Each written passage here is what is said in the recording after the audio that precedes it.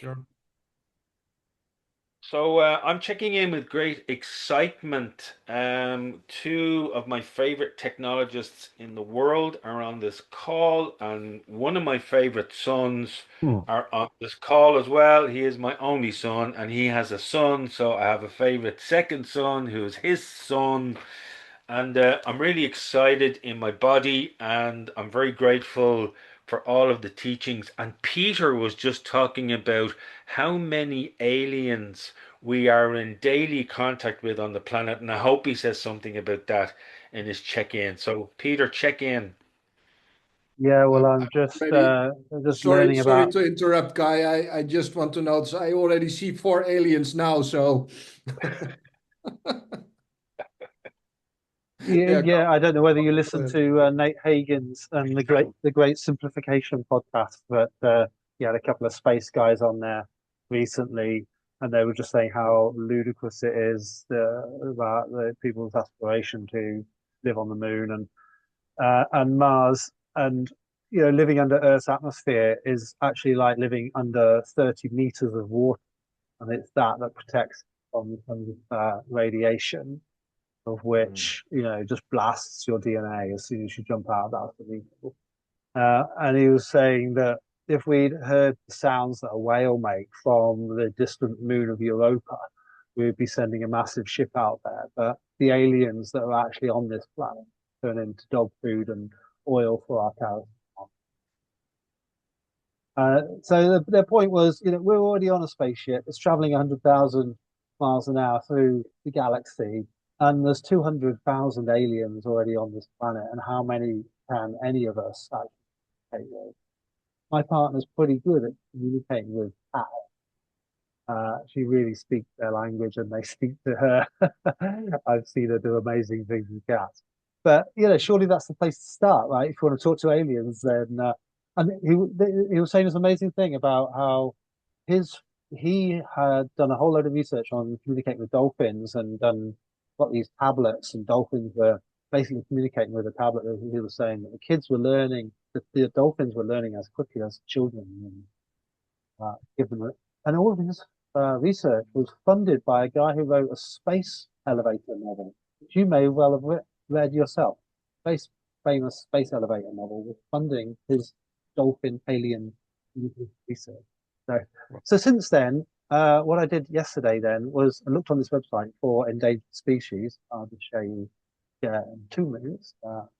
And then so I plonked it all on the homepage of the website because that became the meaning. I was like, I've been dealing with all this data, very dry data like CO2 and Earth's energy environment.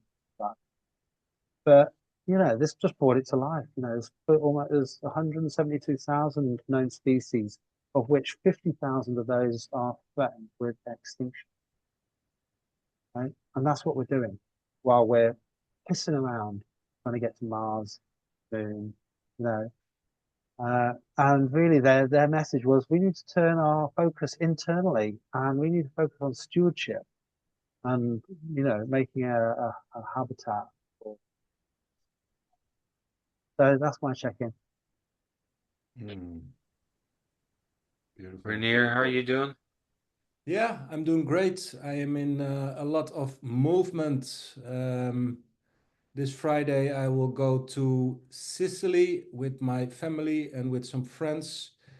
And I got a booking from Airbnb for 11 days while I'm gone. So I need to empty my house, clean everything up, which is always a good push to get rid of things, but it's also a lot of work.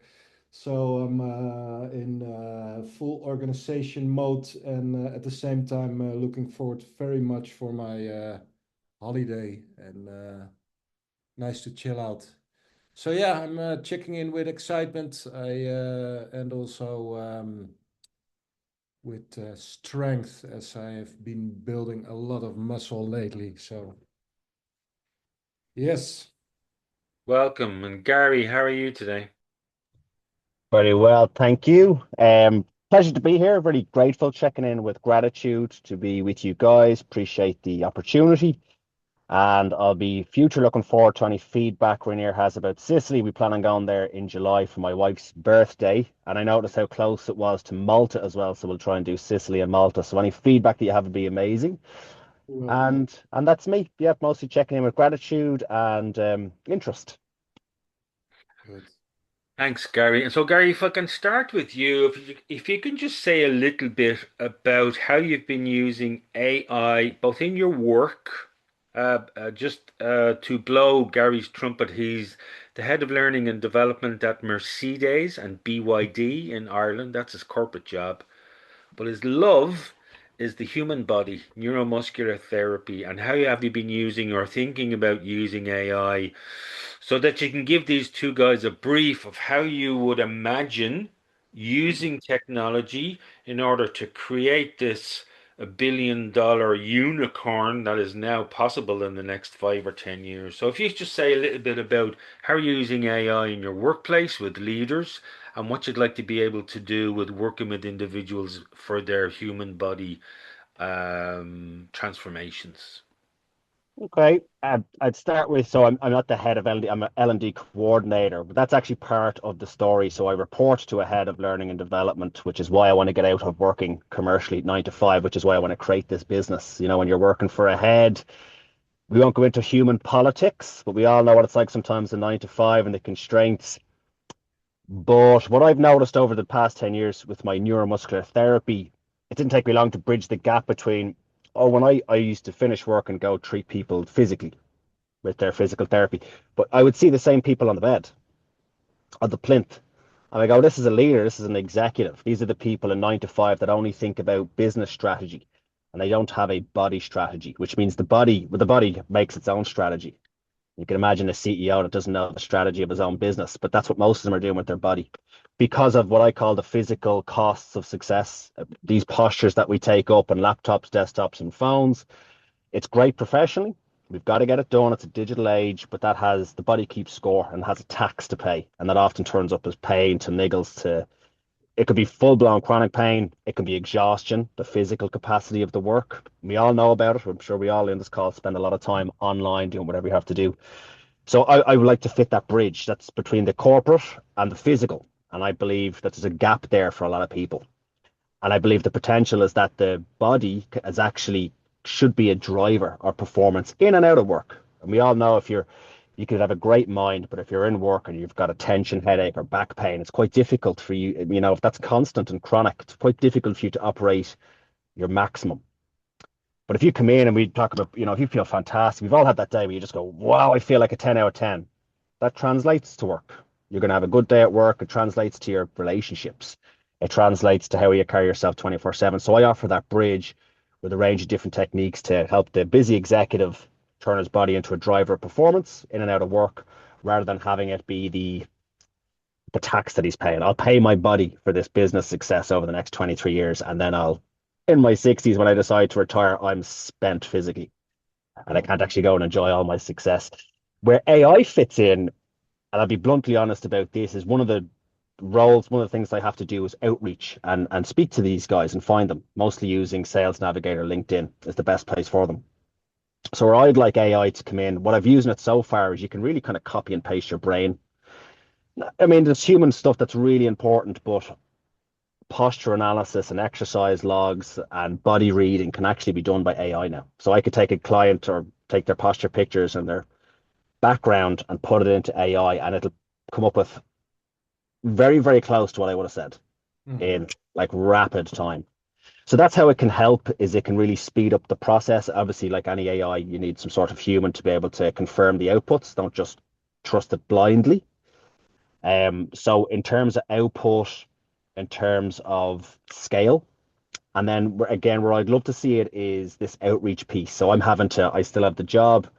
I'm still treating people. So what I can't get done every day is outreach. I can't contact people on a daily basis.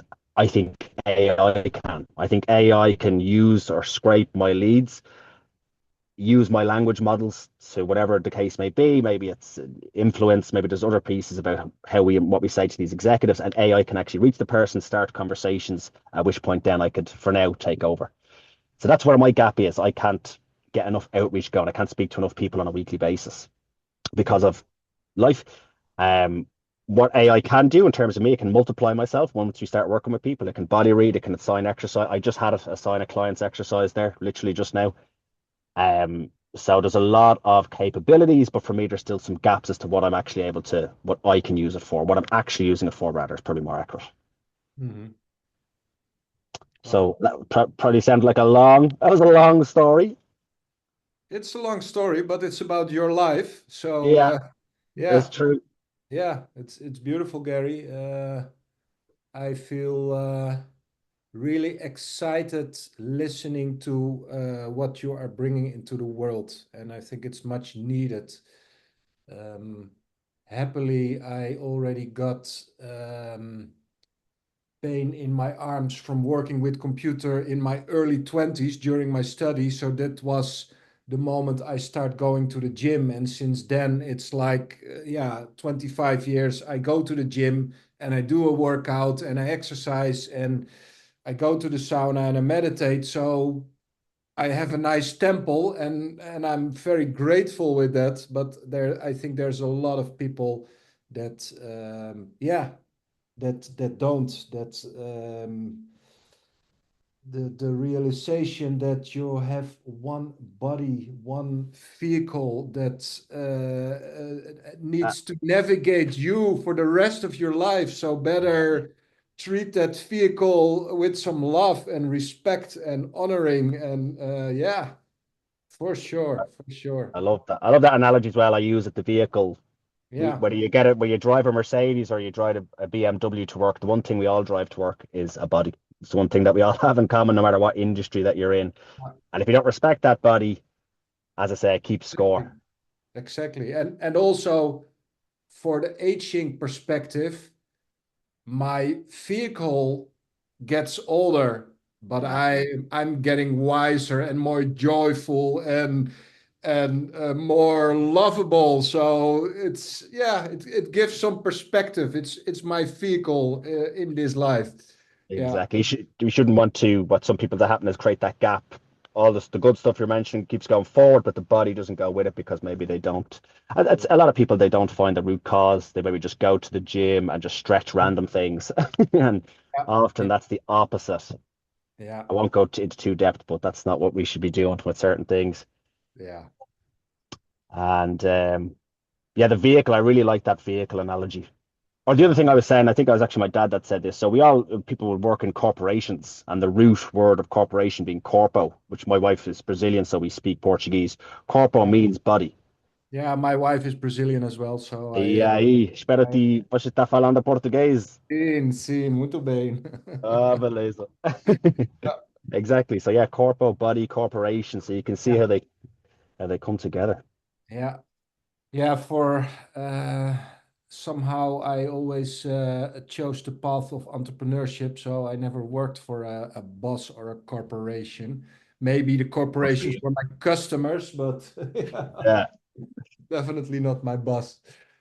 But yeah, to reflect a little on what you are sharing, Gary, because first, yeah, I've always been fascinated with technology. Even when I was 12, 13, I started do a little programming.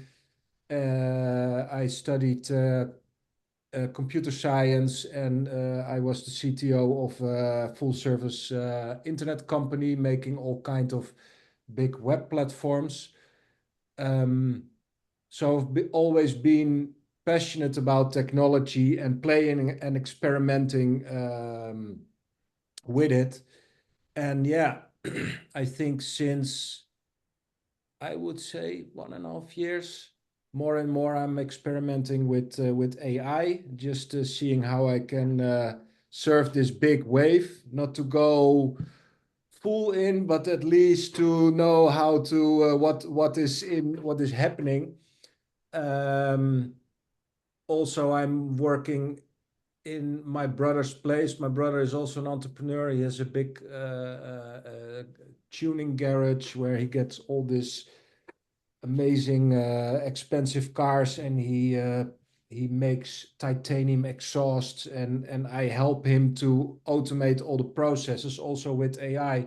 So I've been building quite some platforms with AI, so I know what is capable. And I would say, yeah, the things that you want to do, for sure, it's possible. Basically, where we are with AI nowadays, the question is not whether AI can make it. The question is, can you imagine it that it is being handled by AI? So it's about opening your perspective, your awareness of what is possible. And that's, I think, one of the biggest insights in this journey. It's like, okay, first I started, oh, can it maybe make this module and do that? And oh, hey, that is amazing. Oh, can it also do this and this? Oh, okay. Oh, can it then maybe? Wow. So it's like it's really about opening your mind to be aware that the ability it is possible, and and then it's more a question. Okay, what would be the best strategy for that? And yeah, you have different platforms. I've been experimenting first with ChatGPT, but quite soon I jumped over to Claude AI, and I'm a big fan of Claude AI, um, because you have Claude Code, which is really about, yeah, making all kinds of stuff that you want, making a dashboard for you. For example, I can really envision, let's say you have some AI getting prospects, and you have a dashboard where the new leads are open, and you see the status, and you can take them over. And when somebody becomes a client, you want to send them an invoice or an offer via email, or and you want to create a payment. So you could create a whole dashboard that would facilitate and organize all your processes to make as much as possible automated, and with KPIs, with prospects, whatever. It's really, can you imagine how your ideal day would look like and what you want to focus on? Because Claude also has co-work, and co-work is basically, um, okay, here is my computer. Can you handle my computer? So Claude can connect with Gmail, so it can read your email box, so it can reply your emails. I don't know how is the connection with LinkedIn. I never experiment with it, but there must be a way to bridge, because in the end, I can even say to Claude, use my browser and fill in this field and do this and this. That way, maybe it will cost me a little bit more tokens, but technically it's possible. So everything that you do behind the computer can be done by AI. Wow. So that would be it if I was to define what I do in a day Yeah, and then delegate that to yes, AI. yeah. That is, That'd be I amazing. think, the first question you should ask yourself to open up your mind. Okay, what kind of routines do I have? What kind of structures? What different tasks do I have? And you could even um, uh, uh, uh, train like different AIs. One is your sales specialist, the other Mm. is marketing specialist, the other is the administrative, the other is the financial specialist. And then you ask a question and you ask it to the different AIs to give you the perspective of marketing, of sales, of finance, of whatever. So you have your own team of advisors that know what is the context of your company, You have a strategic advisor that knows your goals, where you want to go, what are your products, and what is your strategy, what is your customer audience, etc. Um, and then you can have a content marketeer. For example, now you say you reach out to people on LinkedIn. What if you make an inspiring article in your tone of voice on LinkedIn every day with a nice Yeah. picture or a video? So there's much more that you can think of to expand your outreach. And create a whole team. Yeah, and create and have a whole team working for you, for sure. And Crazy. can I bring in Peter because I only met Peter last week and he blew me away with the platform that he's been working on with others called Cozy, co-sy.org. Peter, have you already built any of this capability that Reinier is speaking about here? But I think I showed you one before we came on, didn't I? So Yeah. these dashboards that Rainer's talking about, that's essentially what um what Cozy is doing. I suppose one of the big differences between Cozy and any individual, like Rainer's talking about, this is something you could do for yourself. And you Mhm. can set yourself up with all these tools. What that's not going to do is interconnect you with the entire world. You know, you're still working in silo. So the whole point of Cozy really, or one of, is just to enable the interconnectedness Mhm. between everything and everyone, so that we can gain some real perspective on the state of health of anything. So, as one example, there's around 60 indicators in Cozy, from personal indicators like BMI, mental health, to area-based indicators like air quality, so through to global indicators, CO2 and Earth's energy imbalance. Obviously, again, most of that's invisible to most people. They wouldn't know where to access it. So let's make the invisible visible. Here are all the indicators in a really nice dashboard. That's invisible. Okay, so now I'm seeing an indicator, just like your doctor, do your blood test, the urine test. He makes the invisible visible. And then Mhm. on his screen, there are certain indicators that are outside a healthy range. And you're like, what's that? What's that indicator in red? You know, and he's like, that's albumin. You're like, well, what the hell's albumin? And so he's going to take you on a journey then, right, of what that indicator is, what the effects are likely to feel like, what are the challenges you're likely to be experiencing because that indicator is high. And takes you on a pathway. I call it a path of action. So there are around 400 templates, Cozy, of different pathways to action that you can take, where you learn about the indicator value, what it is now for you at any of those levels. Then all the content, the challenges, the solutions, the case studies that have been achieved are all mapped onto the value ranges. So you could do a similar thing, Gary, as far as posture, physical health is concerned. You can potentially map all of that content in your domain onto, if there are real indicators that you can measure, right? So then if people can give you a reading, then this is all the stuff they need to discover on the basis of that reading, whether it's as simple as that or not. But maybe there's a loose way that you can do that.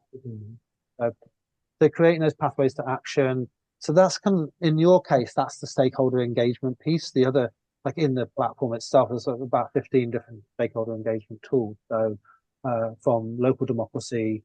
So again, another invisible thing. What are our priorities as a community? Right? There's no dashboard anywhere to tell us Yeah. what our priorities are. So how the hell are we supposed to organize anything if you don't know what the priorities of the 500, 5,000 people who live in your community are, right?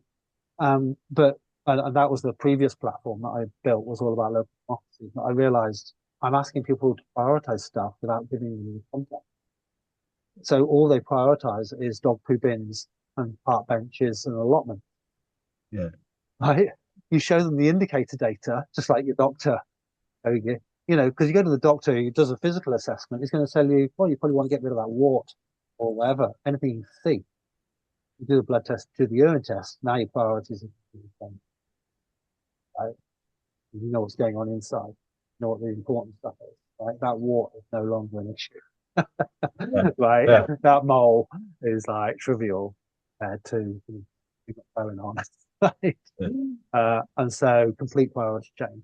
So that's why it's really important. We've got to get every community, every organization needs a dashboard on well-being. Mm. What is the well-being of my organization, my household, energy performance, my family, all of that stuff. So we're used to that process for personal stuff, but we're just not used to it for everything. So let's make sure everything else has got a dashboard, and then depending on what you're concerned about the most, you can have a look at that dashboard and then pick off one of those things back there and take that journey. So in terms of four levels, so you've got stakeholder engagement tools, making the invisible visible. The third thing that's invisible is budgets, money. What money is available. Participatory budgeting, there's loads of money everywhere, but it's all invisible. It's hard to tell councils, how they're spending their budgets. And they're not spending it in line with priorities because priorities are invisible. Right? So first you've got to get your priorities visible, and then you can tell the council that they should be spending their money in line with our priorities. But because we don't visualize our priorities, that's why councils spend their money as they want to. Uh, so because we're not signaling, a lot of it comes down to signaling actually, right? It's a very simple word, but just you saying there, Reinier, moving from ChatGPT to Mm. Anthropic, that's a strong signal. And Yeah. if 1,000 people or 10,000 people do that, which they are, Yeah. because the word on the street is that Anthropic is more ethical than ChatGPT, right? Yeah. And ChatGPT is losing customers. It's not having the signups that it was expecting, and it's had 100 billion invested in it. So they're sitting around the boardroom table going, how do we get some customers? Clearly, we need to be more ethical and more moral than Yeah. our competitor. That's the sort of marketplace we want, right? A Yeah. competitor marketplace of morals and ethics. And then profit doesn't potentially, in the longer term, maybe profit won't be the dirty word it is right now, because in the longer term, it will begin to account for social and environmental well-being. Whereas right now, obviously, it's purely extractive. And that's Yeah. the thing we've actually got to turn around, because in very simple terms, we've been extracting the planet from years since the beginning of the Industrial Revolution. And unless we bring the regenerative capacity of the Earth in line and to exceed extractive capacity, we go extinct in the fairly near future, right? So the website is just showing you 50,000 out of the 200,000 species on the planet are facing extinction. That's a quarter. How many of those do you think we can do without? Or we go? Mm. We are really on a precipice, and we've got everything Paul's outlined in his project there. Got all the ethics, the hierarchy, and governance, and all of that. Absolutely, what we need to implement. And the thing I've been focusing on is what's the engine in the vehicle. A lot of people with vehicles like Paul's, amazing networks, but not necessarily an engine to go in the car. Move us. There you go. Sorry, I probably said way too much. No, you've said plenty, and we have it transcribed, and so it's an artifact now. So thank you for that. What I'm imagining is that Gary can build the specifications for NMT as a leader development process, because that's what he's making the gap between the person's body and the corporate body. Mm-hmm. And what I'm also seeing now is Reinier is saying he can build an AI toolkit now to bolster that up, essentially do the work for Gary while he's in the process of transitioning from a full-time corporate job and a family into a lifestyle role as a neuromuscular convener, let's say. Okay, so what Renier's talking about bringing it up to the next level, straightforward. And what I'm hearing from Peter, Gary, is that you're going to build a stack for an individual, But what if you could build a stack for an entire leadership team? Okay, so the CMO, the CTO, the CFO, and all of their families now start to have these nodal indicators for their body health, their mental health, their spiritual health, their gut health. And then essentially that leadership cadre is being looked after by it might be the corporate. So I can imagine that Flaherty guy, if he got a wind of what you're doing, and Flaherty is the founder's son of Mercedes Ireland, so they've been doing well for 50 years, yeah? But if Flaherty is serious about his leadership team, he has to be serious about the body, the mind, the spirit, the gut, the holistics. So between what Reinier is saying you can craft on an individual basis, Peter is saying now you can do that at a nodal basis for a team. And he's also suggesting, well, I am, that you can do it at a nodal level for an industry or a nodal level for a community, which is where we're plugging in because we want to represent Peter's work in municipalities. So this morning I had a meeting with the head of sustainability in Offaly County Council. She rattled off 4 or 5 things that she wants to do. And all we have to do is introduce her to Peter because Peter provides the back end, all of those 15 tools that she's been waiting for because what Peter's saying is absolutely right. Everything's out there, but it's invisible. It doesn't have a dashboard, it doesn't have an engine. So in this video recording, Gary, Peter gave me a demo of his software. So I'm going to send you the recording of this and go back to the start and have a look at Peter's software. And then I think there's a very serious opportunity to take NMT as a class with Rainier's ideas of creating that at a stack level and then stacking it for multiple classes and then stacking it into a tier level health and wellness approach. That's what I'm seeing here in this call.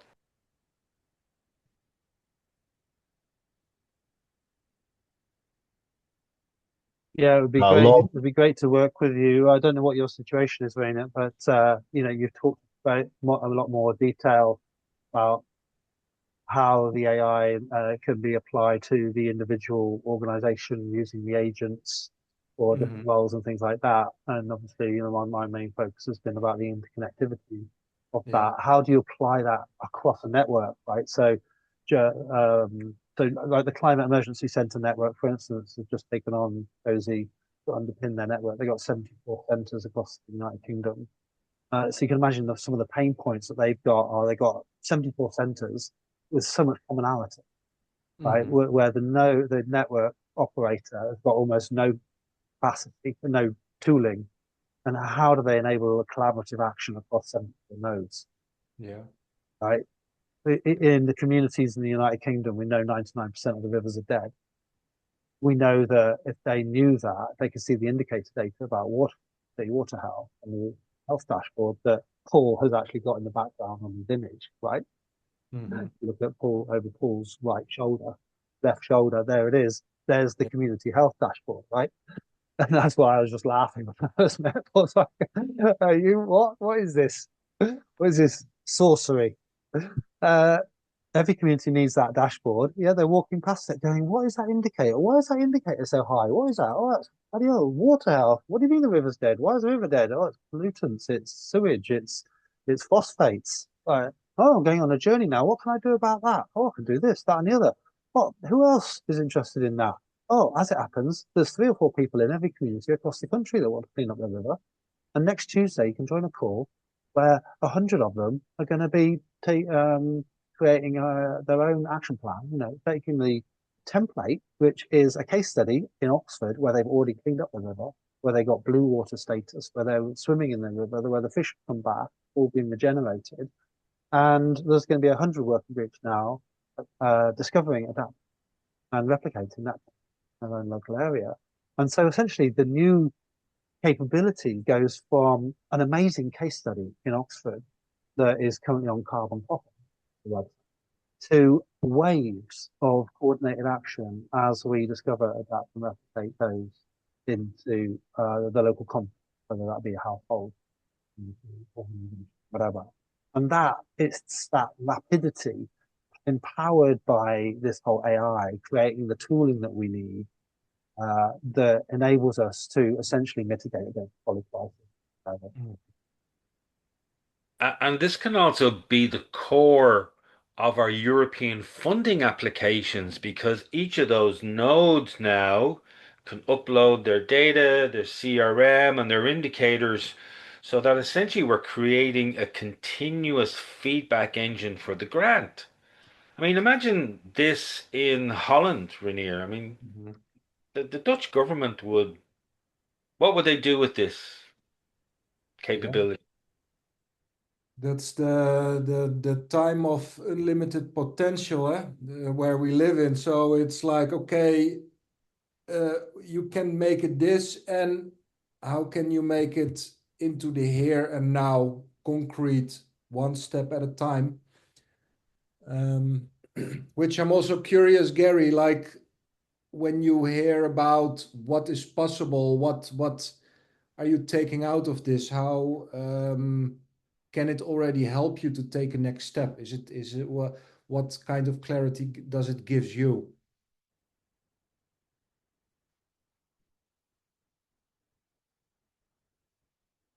Oh, I think he is frozen. Yeah. He's dropped off, I think, is he? Okay. Yeah. He's coming in from a mobile. Yeah.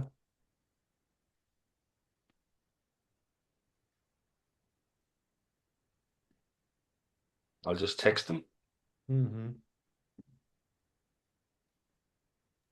I think you're right though, Reinier. It is about that. It's about grounding it. You know, that's the real challenge for most people, grounding it Yeah. into something or what's the actual next.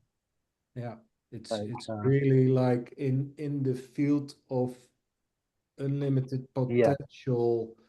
What is making you more joyful? What is exciting you? What is feeling right for you? And how can you take a step to make this available in the world? Yeah.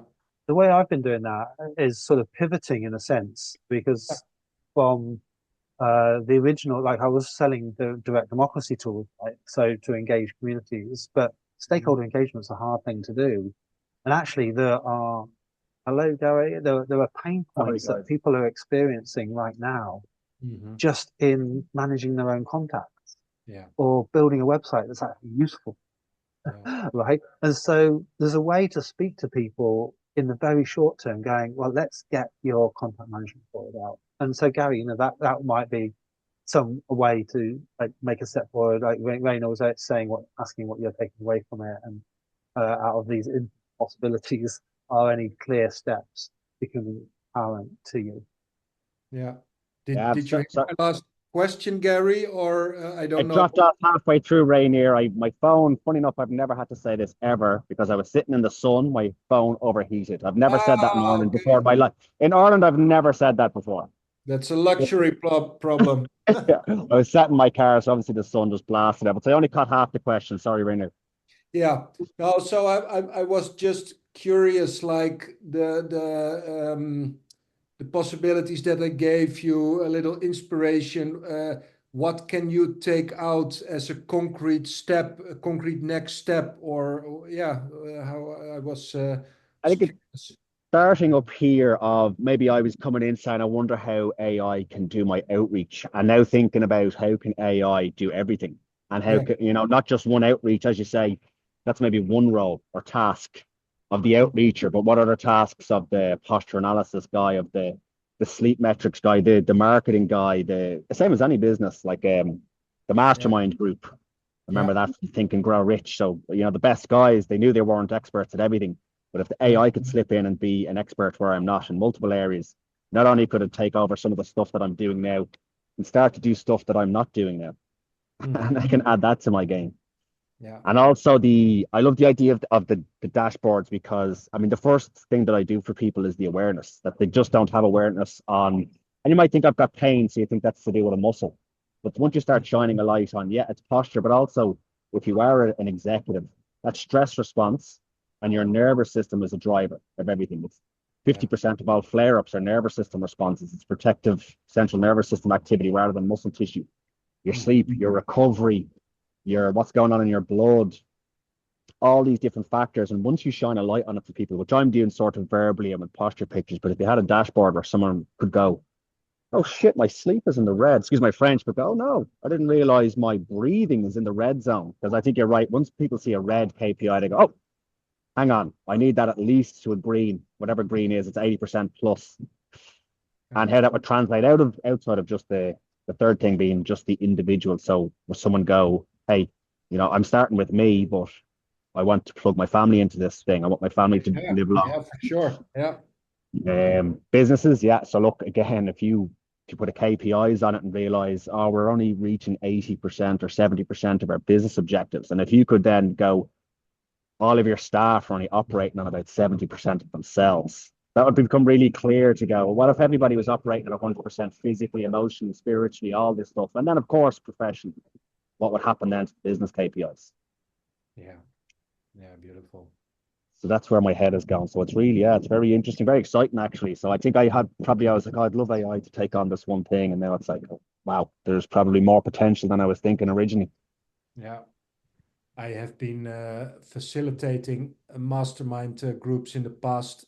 I had a startup called Tripreneurs, where together with another guy, I was facilitating mastermind groups for conscious entrepreneurs.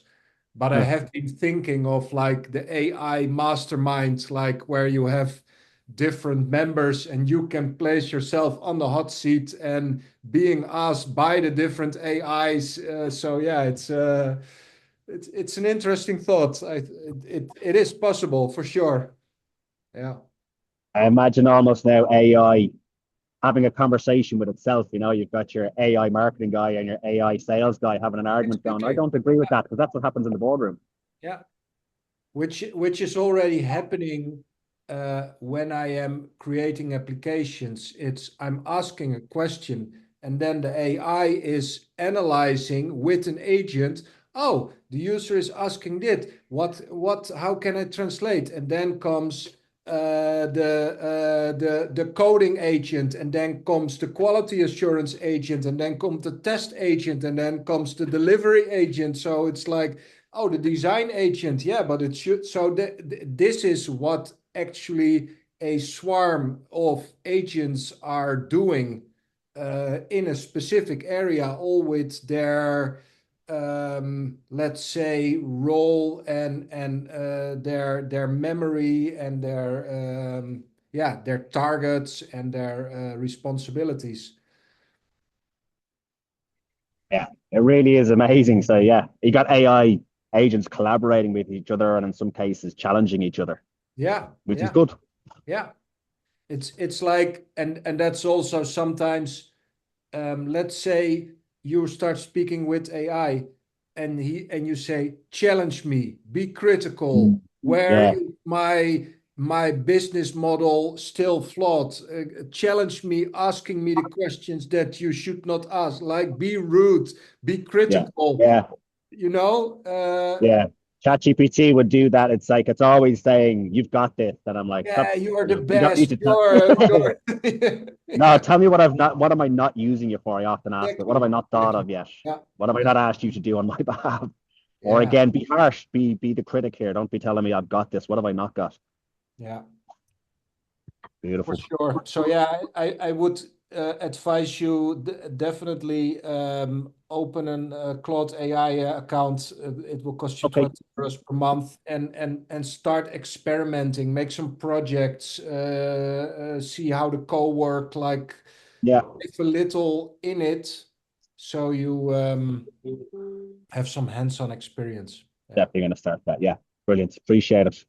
yeah, And Reinier, can you say a little bit about what you've been able to do for your brother in his business? yeah.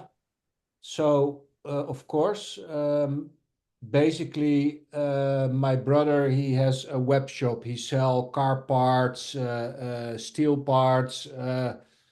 Um, so he has like 150K of income stream every month on the website. So it's quite a good selling website. And he has a whole order picking and stock system where all the stock is managed. But basically, I made a web platform that is focused on buying the right amount of stock from all the different suppliers. So I my AI does a real-time synchronization with and the website and the order picking system to make sure all the data is all the time synchronized. And then it gives a signal to say, okay, for this supplier, let's say it's a supplier from China, you need to look, it's 3 months delivery time. So when you buy in, you need to have a certain time. And then it looks at the sales data, how much is sold, but also how much is internally used to produce things. So based on that, make an ideal amount for every product so you can do the purchase management. And then when you get an invoice from this supplier, you can upload it in this tool that I made, and it will be analyzed by AI to see, okay, is it in euros or in pounds or in dollars? Okay, get the latest convert ratio, and see, calculate based on the order that I bought, what is the costs for every product. If you have the invoice where there's also the discount and the shipping costs and all these kind of things, so it will match, and it will push back to the web shop and the order pick system what is the cost price of every product. And yeah, so much more, but it saved my brother so much work also with the whole administration. His partner was working 4 days a week in administration, and I automated most of it. And now she spends 2 hours per week on that. And yeah, so Wow. it's like you AI can easily connect with other systems, with your I'm using Moneybird, which is an administration system to make invoices, but you can connect AI to create invoices and to send them to your customer and to make a payment available. So all it's like AI can be interconnected to all the external systems and also to your CRM system or whatever system. Yeah. Yeah. Making And that's amazing. that's some of what Peter has also been building and crafting, and he's been writing that in Java, and he's been using AI code writers. I have two questions, Reinier. We've 7 minutes left. Yeah. How robust is the code from the time when you're a CTO with your own organization to the launch of this code? How stable is the code once it's launched? Is it enterprise class? And secondly, does Gary need to be a CTO? Does he need to have 20 years of experience to be able to set these up and run them and launch them? So my experience is there is some guidelines in how you can make sure that the quality is what you expect. Um, and at the same time, my experience is AI is so much better in building quality software. I have so much experience that we did a delivery and the customer started to test. This is not working. Oh shit. Oh yeah, it should work. Sorry. Oh, that's not working either. So the way I create something and the way AI already has so much stuff working out of the box is much better. And then there's of course, so if you don't have any technological experience, um, it at this time it's nice to have some technical background. However, um, this is shifting in the sense of um, AI is getting better in such a amazing speed. Like Paul, you made your first platform. I was like, wow. Well, so um, more and more, all these technical skills are not needed anymore. And it's nice just to experiment with it and to get a little feeling. And yeah, even though as long as you can say, I want to make this and that, um, and you have clear what you want, if you can provide the functional requirement, then AI can build it. That's actually crazy to think about. It's amazing. It is, yeah, it is. That It's first I stretch my mind, and then the AI will fill in the blanks. yeah, yeah, and Well, it's the step before all of that is to open your heart, because I think this exactly, is what the capacity is giving us, the capacity to lead with heart. Because what I know about Gary for the last nearly 40 years is his commitment um, to the health of others. I mean, since he was a child, he was the mediator. He was the guy getting in between people fighting. He was the peacemaker. And he is in a situation now where he's kind of being contained by the corporate and really needs to expand, but to expand out and around without burning himself out, because he commits 40 hours a week to somebody that's paying his salary, that's paying for his house, that looks after his child. So mm, he's in that really dynamic position where the capacity is now available. And really, as you're saying, Reinier, all he has to do is dream into it, ground it with some technical specs, play for a little, become confident. And I'd like to bring Peter in because we've 3 minutes. Peter, you've been doing this for 20 years. And the platform that you showed me, you said it's only been MVP'd in the last 90 days. So what's your advice to Gary as we close off here today?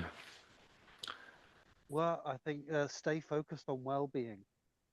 Yeah, Absolutely. And you mentioned the corporation earlier. Uh, yeah, Personally, that it's a dirty word. I don't know if you've seen the film The Corporation, but the corporation itself is actually, one of the roots of the problems in society, because the corporation, they give the same legal status as a human being, and yet if you do a psychoanalysis on a corporation, it is top triad, right? It is psychopath, narcissist, psychopath. Yeah, sociopath, right? The corporation has absolutely zero regard for well-being of people and planet, yeah, and it's the corporation that has extracted every resource possible, and that also brings about the worst behavior in human beings. It's like asking human beings to play Monopoly, right? It brings out the worst in people. But yeah, you ask them to play charades or Pictionary, it brings out the best in them, right? So you can go into a corporation that is extracting and try to find the bad people. They don't exist, because they're just, most people in there are good people yeah, trying to change it, but they're a small cog in a massive machine. yeah, So completely. yeah, just stay focused on well-being. I mean, I'm very happy to talk to you more about creating pathways to action. Very specific, which could be an entry point, like a funnel, essentially a very light touch to people. Take this pathway to action. They can do that in their own time, right? And then they're going to come out of that having prioritized challenges that they relate to, solutions that they relate to, and then you could be potentially organizing coordinated collective action where the most challenges and commonality exists. And if we went about doing what Paul was saying, he's connected to 23,000 third sector organizations, right? Well-being organizations in Ireland. If we promote a pathway to action around personal and physical well-being through that network, right, you're going to get hundreds of people that all prioritize back pain or that all prioritize whatever. And you could be running then 6 week sprints on Zoom or whatever, taking those people through pathways to action on improving their well-being.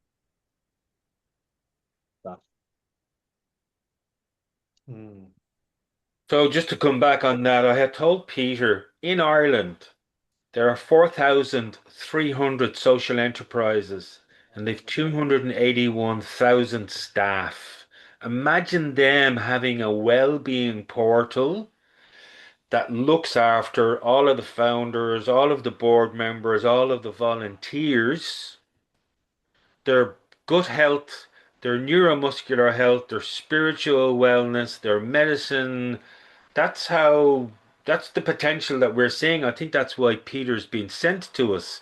Because when Michael heard what he was doing, he said, "Oh, you need to talk to that guy in Ireland." So I only met Peter last Monday. I mean, we've done whatever we're doing, we've done it in a week.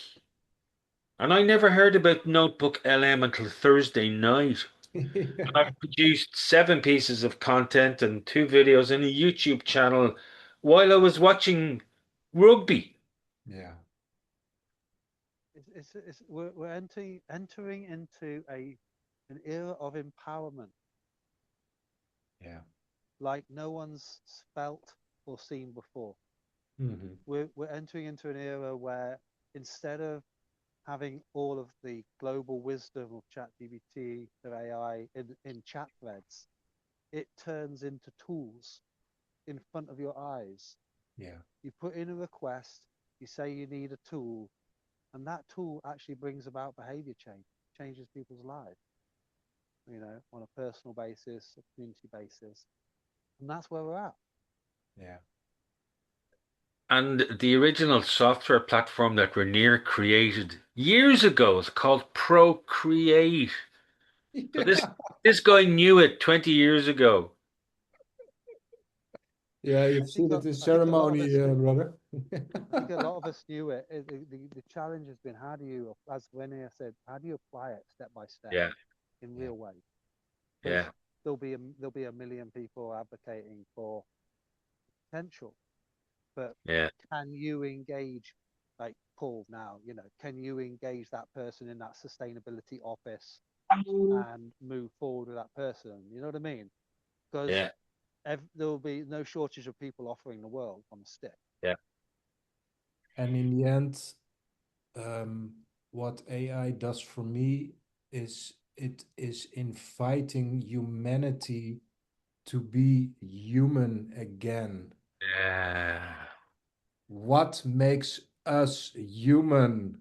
To laugh, to connect, to be playful, to co-create, to be creative, to be adventurous, playfulness, and experience all the human emotions together in a beautiful world. Yeah. All right, brothers. This was Gary's lunch hour, so he may be going back into the office. So, really grateful to you, Reinier. Peter, I'm delighted again. You turned up at the right time. I'll speak to Gary a little bit more about your platform. I'll send him a link. He'll have a look at that in between bathing his child and having a job and running a neuromuscular therapy practice. And weren't we all doing that at 39? That's why we all burnt out. So I'm hoping to help my son not burn out the way I did. Yeah. Uh, my age for burnout was 43, so Gary has 4 years to create a $1 billion unicorn without burning out. No pressure. No No pressure. pressure. Guys, just really want to say thank you very much. Really, really, really appreciate it. It's been quite expanding as well. So appreciate your time and your wisdom. Very nice meeting you all, man. All right. Well, me You too. Love to all. Gary, I'll Have a send you lovely the day. link to the Zoom. Have a look at Peter's demo that he showed me at the start. Reinier, I'll send it to you as well. Yeah. Okay. All right, boys. Bye. Cheers, guys. Put Have the a lovely sun. day.